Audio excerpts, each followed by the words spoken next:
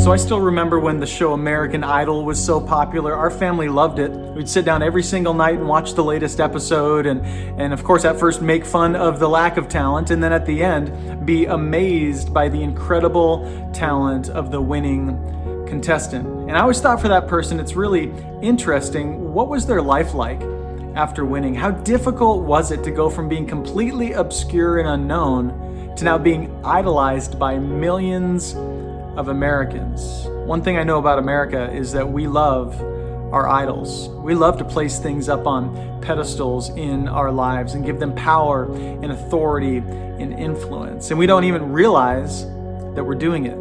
And one thing that we're talking about here at ACF lately is this idea of worship, that everybody worships, whether we know it or not. And in the Bible, it talks a lot about idolatry. We know that the first commandment is that we should have no other gods above Yahweh, above the God of Abraham, Isaac, and Jacob, that God, the God. And yet it's so tempting for us to do so, and we don't even realize that we're doing it. And I wonder for you today, if you take idolatry as serious as God does. In Ezekiel chapter 6, it says that God will lay the bodies of the Israelites in front of their idols, the dead bodies of the Israelites in front of their idols. And then he goes on to say, I will scatter their bones in front of their altars. Now, when I read that, it kind of sends a chill up my spine. And I think, wow, that's a big deal. And for God takes idolatry extremely seriously. And I think it's because of this. Idolatry is contagious. I know this as a fact. I've seen this in my life. I've seen this in the lives of people in the church, in the lives of my friends. It's very clear that when we start to give ourselves to something, other people want to do it too. And in fact, we try to spread it to others so that we don't feel bad about it. And we actually will pull people along into our idolatry and say, hey, join me in this and be a part of what I'm giving myself to. And before you know it, the crowds are following after the idol. And this is no different than what it's been historically. This is no different from what we see biblically. It would begin by a few people compromising, and then it would grow until the entire nation had given themselves to worship the gods of other nations. This is why God took it so seriously. And he would always, he would leave a few people to see all of this decimation that God would lay out on the people, and he would make an example of them to show them this is where your life goes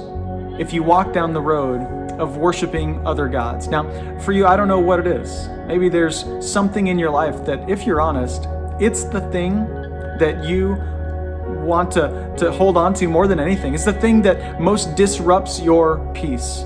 It's the thing that you fear the most about. It's the thing, honestly, that if God said today, I want it, you would walk away disappointed.